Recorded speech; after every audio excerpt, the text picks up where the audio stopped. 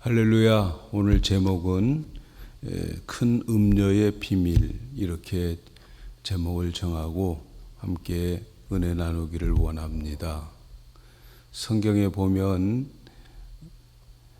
모든 비밀을 다 아는 사람이 있습니다. 혹시 그 사람 아세요?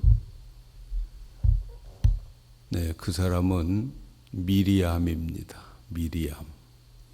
모세의 누나가 미리암이죠. 네, 미리암. 시험도 잘 봐요. 미리암이기 때문에. 오늘 바로 여러분들이 하나님의 비밀을 미리 아는 여러분들 되기를 축복합니다. 그동안 우리는 7 대접의 재앙에 대해서 살펴보았습니다. 이 대접의 재앙은 하나님의 진노의 재앙입니다. 7 대접의 재앙은 불신자들에게 내려지는 하나님의 재앙입니다. 이 재앙을 맛보는 사람들은 짐승표를 받은 자들과 우상을 숭배하는 자들에게 내리는 하나님의 진노의 재앙입니다. 짐승표를 받은 사람들은 이 세상에서 잘 먹고 잘 살기 위해서 하나님을 등지고 믿음을 포기하고 신앙을 포기하는 사람을 말합니다. 이들은 구원받지 못하지요. 또 우상을 경배하는 사람들은 이 세상에서 하나님 외에 다른 것을 더 사랑하고 하나님 외에 다른 것에서 모든 것을 얻을 수 있다고 생각하는 그러한 자들, 우상 숭배하는 자들입니다. 바로 이 짐승표를 받은 사람과 우상 숭배하는 자들에게는 7 대접의 재앙을 맛보게 될 것입니다. 7 대접이 어떤 것의 재앙인지 여러분들이 알려면 유튜브에 올려놨으니까 복습을 꼭 해 주시기를 바랍니다. 성경은 이러한 재앙이 내려질 것을 미리 알고 사는 자들을 복이 있다, 이렇게 말합니다. 성경에서 말하고 있는 사람들은 이러한 재앙들이 내려질 것을 알고 준비하고 깨어있는 자가 복이 있다, 이렇게 말합니다. 그래서 계시록 16장 15절에 보라, 내가 도적같이 오리니 누구든지 깨어 자기 옷을 지켜 벌거벗고 다니지 아니하며 하나님의 부끄러움을 보이지 않은 자가 복이 있다. 주님이 도적같이 오십니다. 도적의 특징이 뭡니까? 아무도 모르게 오는 거죠. 그래서 깨어 있는 곳에는 도적질을 못합니다. 잠들기를 바라고 기다렸다가 도적이 오는 거죠. 그러므로 우리는 깨어 있어야 됩니다. 깨어서 기도하고 자기 옷을 입고 믿음을 지키고 열심히 봉사해서 벌거벗고 다니지 말아야 돼요. 천국에 가서 받을 상급이 없으면 부끄러운 구원을 받습니다. 사랑하는 여러분, 우리가 사는 이 세상, 왜 7 대접의 재앙을 받고 이 세상이 끝나야 될까요? 바로 그 7 대접의 심부름을 했던 천사 중에 하나가 그 이유를 사도 요한에게 가르쳐주고 있습니다. 그것은 그 큰 음녀 때문이고 그 음녀로 인해서 세상은 완전히 타락해 버렸기 때문에 그런 거죠. 그래서 우리는 이 음녀의 비밀을 알아야 됩니다. 오늘 말씀 1절에 보니까 또 7 대접을 가진 7 천사 중 하나가 와서 내게 말하여 가로되 이리 오라, 많은 물 위에 앉은 큰 음녀의 받을 심판을 내게 보이리라, 이렇게 말씀합니다. 7 천사 중에 하나가 사도 요한에게 물 위에 앉아있는 큰 음녀의 마지막 심판을 보여주겠다 하면서 음녀의 비밀을 가르쳐 줍니다. 요한계시록에 나오는 물이나 바다는 세상을 상징하는 거예요. 유대인들의 묵시문학 속에서 바다는 악의 온상이고 더러움의 상징이었어요. 앞에서 살펴보았지만 하늘에서 큰 사단 용이 하나 내려와 가지고 그들을 돕는 두 짐승이 나타났는데 하나는 바다에서 올라오고 하나는 땅에서 나왔습니다. 그 바다와 땅은 다른 걸 가리키는 것이 아니고 이 세상을 말하는데, 오늘 말씀에 물 위에 앉은 큰 음녀가 심판을 받게 될 것을 보여준다고 하면서 그 음녀가 어디에 앉아 있는가? 물 위에 앉아 있다, 이렇게 말씀하고 있습니다. 물 위에 앉아 있다라고 하는 그 앉았다라고 하는 그 말은 권세를 가지고 지배하고 있다고 하는 것을 말하는 거죠. 보좌에 앉은 것처럼 이 물을 보좌로 삼고 앉았다는 거죠. 그래서 15절에 보면은, 오늘 말씀 15절에 보면 물 위에 앉았다고 하는 것을 어떻게 설명하고 있는가? 17장 15절을 또 천사가 내게 말하되 내가 본 음녀에 앉은 물은 백성과 무리와 열국과 방언들이니라. 이 큰 음녀가 앉은 물은 백성과 무리와 열국과 방언이라, 이렇게 말하고 있습니다. 여기서 무리와 열국과 방언, 백성, 이 모든 것은 뭘 의미할까요? 그것은 전 세계를 뜻하는 거죠. 백성과 무리라고 하는 것은 전 세계의 모든 사람을 가리키는 거예요. 그러니까 큰 음녀가 물 위에 앉아 있다고 하는 것은 온 세상을 지배하고 있다는 것, 온 세상을 지배하고 있다는 말이죠. 이 세상을 큰 음녀가 지배하고 있기 때문에, 그리고 음녀와 세상의 왕과 세상의 백성들이 음행하였기 때문에 하나님은 이 세상을 진노할 수밖에 없고 심판할 수밖에 없고 진노의 7 대접을 쏟을 수밖에 없다는 거죠. 오늘 본문 17장에 이 음녀의 비밀을 가르쳐 주고 있는데 2절에 보니까 땅의 임금들도 그로 더불어 음행하였고 땅에 거하는 자들도 그 행음의 포도주에 취했다, 이렇게 말합니다. 땅의 임금도 그 음녀와 더불어 음행하였고 땅에 거하는 자들, 백성들도 그 음행의 포도주에 취했다. 이 큰 음녀와 함께 땅의 왕들도 이 땅의 사람, 모든 사람들이 다 행음하였다 하는 거죠. 성경에서 말하는 행음이라고 하는 것은 음란한 행동을 물론 포함하겠죠. 그러나 다른 의미로 생각해 보면 불륜이라고 하는 말이 더 가까운 표현일 것 같아요. 돈 많은 사람이 있습니다. 그런데 그 사람을 사랑하지도 않으면서 그 돈 때문에 그 사람과 결혼했다면 그 여자는 불륜을 가진 거지요. 사랑하지도 않으면서 돈 때문에 사랑하는 척 하는 것을 불륜, 음행이라고 말하는 거죠. 성경은 하나님을 사랑하지도 않으면서 사랑하는 척 하면서 예배 드리고 사랑하는 척 하면서 하나님께 봉사하는데 그 목적이 복받기 위해서다라고 한다면 그것이 음행이고 그것이 우상 숭배입니다. 하나님은 그것을 모르실까요? 그런 기복 신앙은 우상을 숭배하는 것이고, 그리고 이것은 음행한 것이고 불륜인 것이죠. 이렇게 음행하는 자들은 다른 말로 우상을 숭배하는 자들이라고 성경은 말하는 거죠. 음행과 우상 숭배는 같은 맥락에 있습니다. 바알 신을 섬기고 태양을 섬기고 로마 황제에게 절하면서 복을 받기를 원하는 것은 음행이라는 거죠. 외도한 거죠. 복 받기 위해서는 하나님을 등지고 다른 신을 얼마든지 찾아가서 우상을 섬기는 그 행위, 그것이 음행이라는 거죠.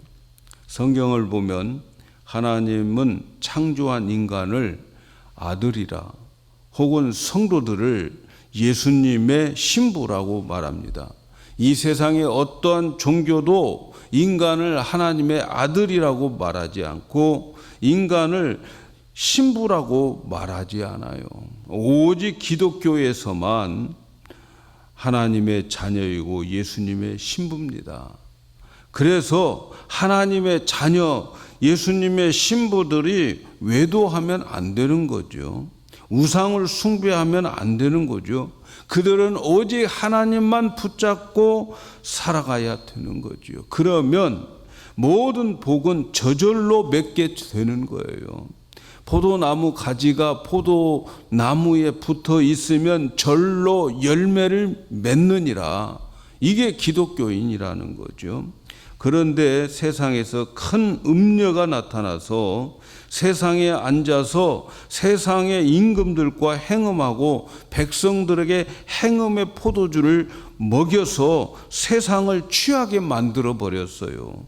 그래서 세상은 큰 음녀와 행음을 하고 음녀의 포도주에 취해버려서 세상적인 것으로 살아가고 있고 세상적인 것이 되어버렸어요. 여기서 취했다고 하는 말은 미치게 만들었다는 말입니다.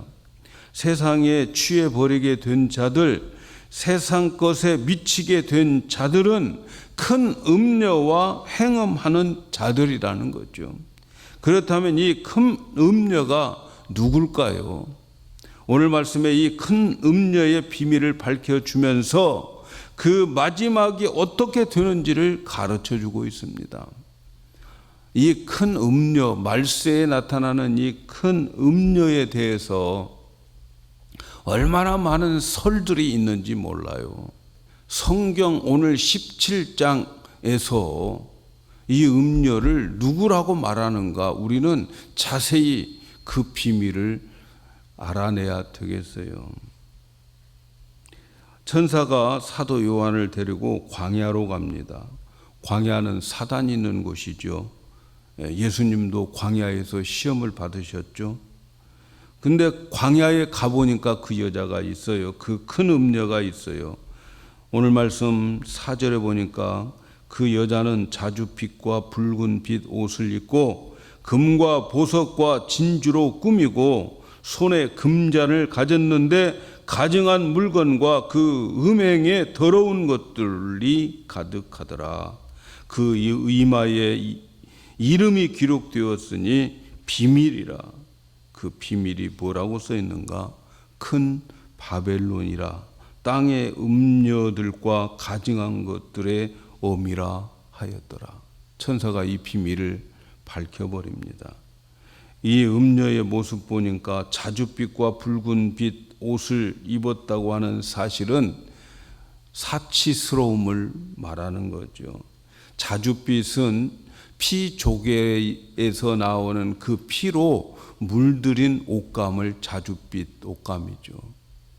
그런데 이 자줏빛을 내기 위해서 이 하나의 조개에서 피는 너무 조금 나오게 되어 있죠. 그런데 그 옷감을 전체를 다 이 조개에서 나온 피로 물들여 버렸다면 그 옷감이 얼마나 귀하겠는가. 이 자줏빛 옷값은 금값의 10배나 더 비싼 옷이라고 그래요. 그래서 이 옷을 입고 다니면 황제나 귀족들만 입고 다니는 거예요. 사치를 나타내는 거죠. 그리고 몸에는 금은, 보석, 진주, 온갖 사람들이 좋아하는 것으로 다 꾸몄습니다.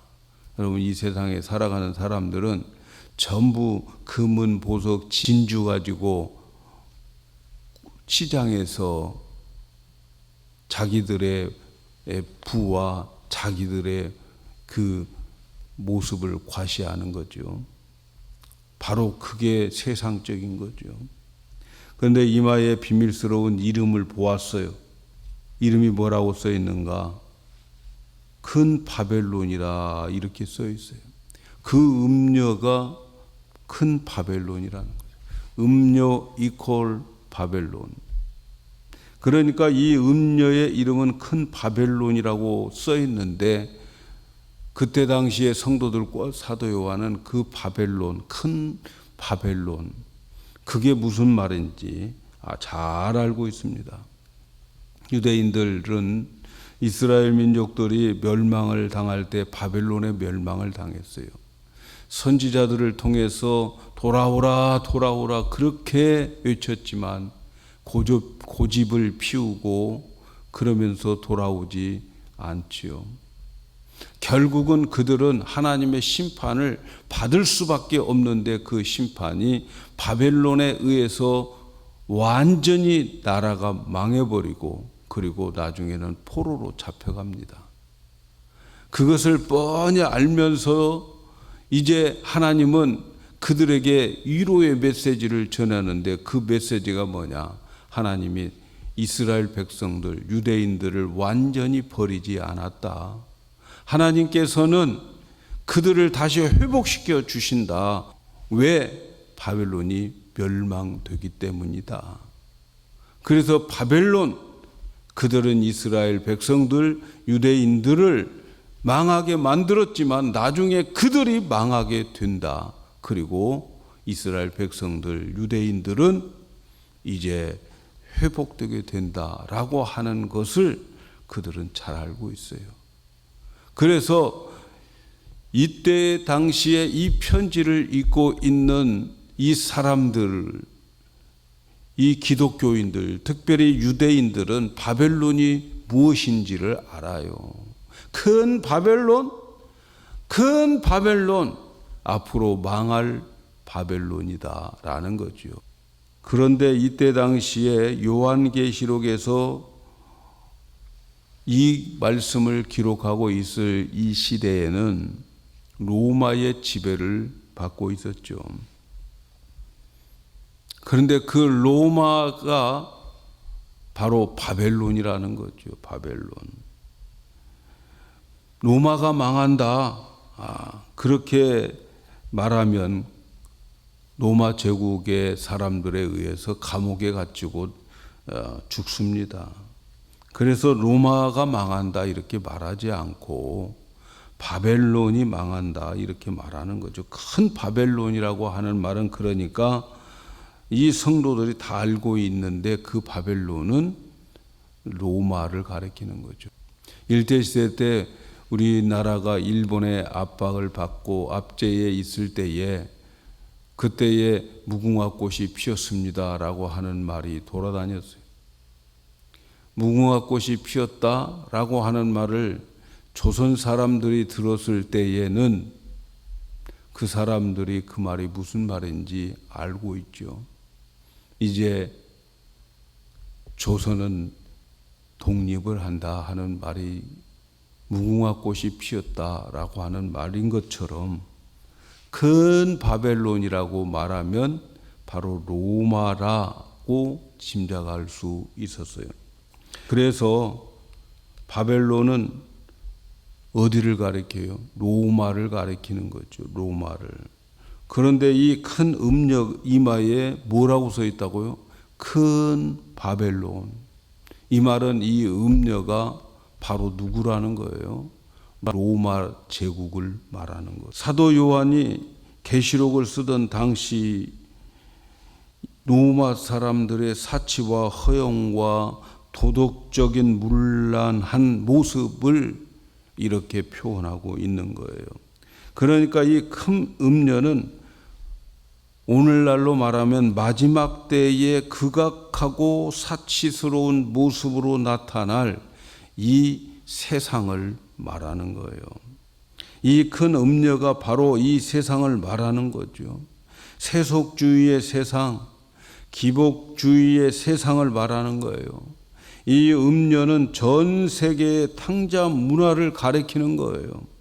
세속적인 나라와 세속적인 가정과 사회와 정치, 경제, 교육, 예술, 종교에 이르기까지 모든 분야를 통틀어서 큰 음녀라고 말하는 거예요. 이 큰 음녀와 이 세상은 성도들의 피와 예수의 증인들의 피를 취했다고 말합니다. 이미 이 성도들의 세상적인 음녀에 의해서 피를 흘려버렸어요. 성도들은 이런 세상에 남아있지 않아요. 이미 그 전에 이 큰 음녀에 의해서 피를 봤어요. 다시 말하면 순교도 당하고 핍박도 당하고 그랬다는 거지요. 우리가 생각할 때에 교회가 세상을 이길 것 같지만 여기를 보면 뭐예요? 그 큰 음녀와 그를 따르는 왕과 민족들이 성도들의 피와 예수를 증거하는 자들의 피를 이미 뺏어갔어요. 우리는 그럴 각오를 하고 예수를 믿어야 됩니다. 감기만 와도 교회에 예배 못 드린다. 여러분, 이 믿음 가지고 어떻게 이런 세상을 이겨갈 수가 있겠어요? 6절에서 사도 요한은 이 세속적인 큰 음녀를 보면서, 다시 말하면 이러한 음녀 세상을 보면서 너무나도 놀라서 기히 여기고 크게 기히 여겼다. 이렇게 사도 요한이 놀랍니다. 그때 7절에 왜 이렇게 기히 여기느냐? 왜 이 세상의 큰 음녀를 보면서 기히 여기느냐? 이 여자와 그 탄 7머리와 10뿔을 가진 짐승의 비밀을 알려주는데, 자, 여기에 7머리와 10뿔을 가진 짐승을 말해주는데 이들은 어떤 존재일까요? 8절에 보니까 내가 본 짐승은 전에 있었다가 시방은 없으나 장차 무적행으로 올라와 멸망으로 들어갈 자니 땅에 거하는 자들로서 창세 이후로 생명책에 농명되지 못한 자들이 이전에 있었다가 시방은 없으나 장차 나올 짐승을 보고 기히 여기리라. 이들의 보니까 전에는 있었다가 지금은 없고 장차 나타날 짐승이다. 9절에 보니까 7머리는 여자가 앉은 7산이라. 7산이라고 하는 말의 표현은 당시의 로마에 대한 다른 표현이에요. 다른 문헌을 보면은 로마를 가리켜서 7산 위에 있는 도시다 이렇게 말하는 거예요. 그러니까 여기에서 7머리라고 하는 것은 로마의 7왕을 말하는 거죠. 그런데 그 로마의 7왕 중에서 5명은 사라졌어요. 망했어요. 7개 중에 5명이 망했으면 다 망하는 거 아닙니까? 거의. 그런데 그곳에서 하나는 잠깐 있다가 없어진다. 그것도 곧 망할 거라는 거죠.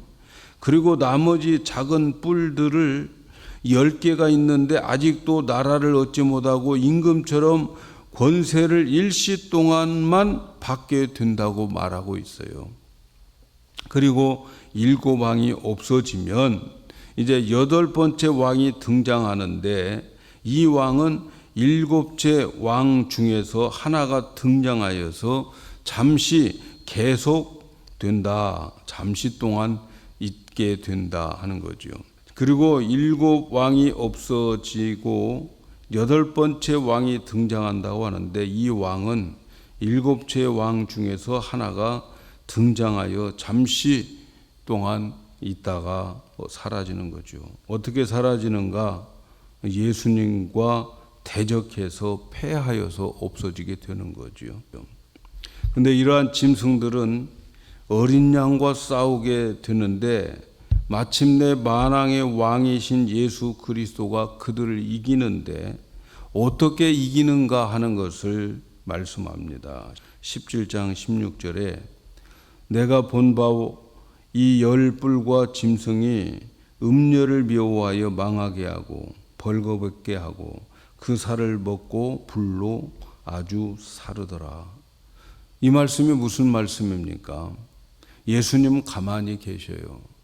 그런데 자기들끼리 싸워서 망한다는 거죠.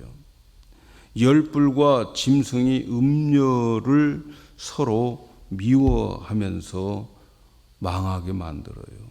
마지막 전투는 미움의 전투입니다. 마지막에는 어떻게 망하는가 하는 것을 보여주는데 서로 미워하게 해서 전투를 하게 만드는 거죠. 서로 싸우는 거죠. 우리 중에 누구를 미워하는 것은 서로 망하는 것입니다. 미움은 하나님의 심판이었어요. 서로 사랑하고 이해하고 용서해야 하고 긍휼을 베푸는 자들에게는 이미 천국에 가 있어요. 그들은 천국에 지금 머물러 있어요. 마지막 심판은 서로 미워하게 만들고 그리고 서로 싸워서 서로 망하는 거죠. 망했다라고 하는 말이 나오는데 미워하여서 망하게 하고 망했다라고 하는 것은 생존자가 없다는 거예요. 벌거벗었다고 하는 것은 음녀의 활동이 멈췄다는 것이고 서로 육체의 살을 먹었다고 하는 것은 육체의 활동이 끝났다는 것이죠. 불로 살라버렸다고 하는 것은 하늘과 땅에 불에 타서 없어졌다는 거죠.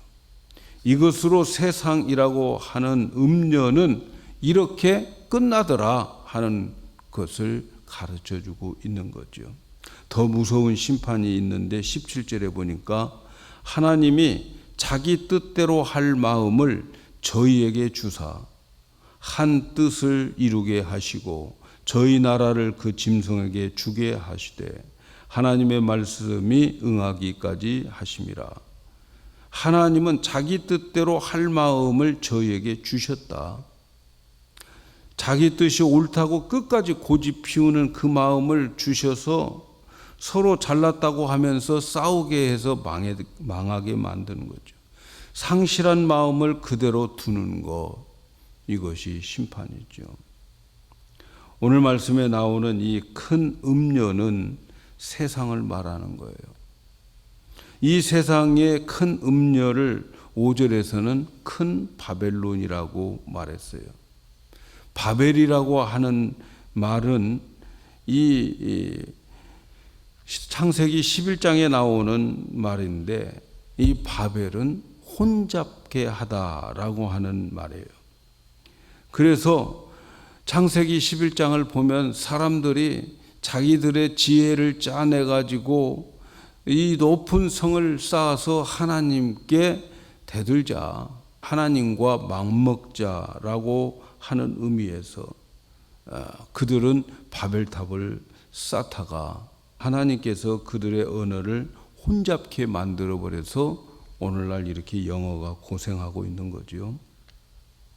그 바벨탑의 문화, 그게 큰 음녀라는 거죠.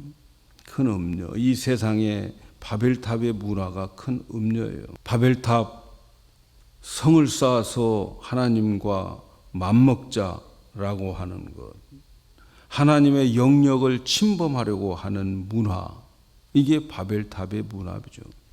인간을 복제해서 자기들이 생명을 복제해서 만들어서 인간이 만들어내려고 하는 하나님의 영역을 침범하는 이런 바벨의 문화, 이것들이 다 오늘의 큰 음녀인 것입니다. 세상적이고 세속적인 것이 바로 큰 음녀다 하는 거예요. 계시록에 나오는 이 큰 음녀는 7머리와 10뿔을 가진 짐승을 타고 성도와 예수를 증거하는 자들로 성도들의 피를 취했다, 이렇게 말합니다. 사랑하는 여러분, 오늘날 교회들이 이 싸움을 하고 있습니다. 이들과 싸우기 위해서 생명을 걸고 죽음을 각오해야 되는 거예요. 죽음을 각오하고 우리 믿음 생활을 해야 돼요. 이 음녀에게 넘어가서 세속적이고 세상적인 사람들이 되어버리면 이 땅에서는 오래 살 수가 없어요. 그래서 우리는 천국 잔치에 들어갈 수가 없어요. 예수님의 혼인잔치 못 들어갑니다. 사랑하는 여러분, 요한계시록은 마지막에 사는 성도들에게만 주는 교훈이라고 생각하면 안 돼요. 바로 오늘날 살아가는 우리에게 주시는 말씀인 것을 기억하셔야 됩니다. 요한계시록을 통해서 우리에게 주는 교훈이 무엇입니까? 지금도 음녀인 이 세상은 세상의 임금들 등에 올라가지고 그들을 타고 교회와 성도들을 핍박하고 교회를 무너뜨리고 있습니다. 어떻게 무너뜨립니까? 교회와 성도들을 세속적으로 만들어서 무너뜨리고 있어요. 음행을 한다는 것이 무엇입니까? 하나님을 사랑하지 않고 복만 받으려고 하는 거예요. 기복신앙, 이것은 우상 숭배인 거죠. 이것은 큰 음녀가 포도주를 먹여서 복 받는데 미치게 만드는 기복신앙. 여러분, 이것을 버리셔야 됩니다. 그러므로 하나님의 사랑과 은혜를 더 많이 깨달으십시오. 하나님을 더욱 사랑하는 자들이 되어야 됩니다. 우리는 우리가 받은 그 구원의 은혜와 앞으로 받을 그 하나님의 은혜를 생각하면서 더 하나님을 사랑해야 됩니다. 예수님 사랑하고 하나님 사랑하는 것은 여러분 뭘까요? 각자 자기의 섬기는 교회를 사랑하는 거예요. 하나님 사랑하고 예수님 사랑한다고 하면서 교회를 사랑하지 않는 것은 그것은 거짓입니다. 왜요? 교회는 예수님의 몸이기 때문에 그런 거지요. 그 몸을 사랑하지 않고 교회를 우습게 알고 교회를 사랑하지 않으면 그 사람 하나님 사랑하는 사람 아닌 거죠. 여러분 섬기는 교회, 영광교회 사랑하십시오. 오늘 이 말씀은 반드시 음녀인 세상은 망한다는 거예요. 이 세상은 망한다는 거예요. 저희들끼리 미워하고 싸우게 만들어서 마침내 아마겟돈 전쟁을 일으켜서 망하게 될 겁니다. 오늘날 나라가 막 싸우고 가정이 싸우고 교회가 싸우고 이 모든 것은 다 망하는데 망하는 이유 중에 하나가 뭘까요? 미움인 거죠. 미움. 우리에게 가장 무서운 것은요, 핵무기가 아니고 마지막 시대에 가장 무서운 것은 미움입니다. 열불 짐승과 큰 음녀는 서로 미워하면서 자기들끼리 싸워서 망하고 말아버려요. 하나님의 심판은 그렇게 와요. 사랑하는 여러분, 혹시 이 시간에 내 마음속에 미워하는 자가 있다면 이 시간 해결하고 가세요. 혹시 제가 여러분에게 미움의 대상이라면 용서해 주세요. 저는 부족한 게 너무 많고 그럼에도 불구하고 여러분 앞에 서 있습니다. 하나님의 사랑으로 용서해 주시고 우리 모두를 미워하는 대상으로 삼으면 안 돼요. 우리는 사랑의 대상으로 삼아야 돼요.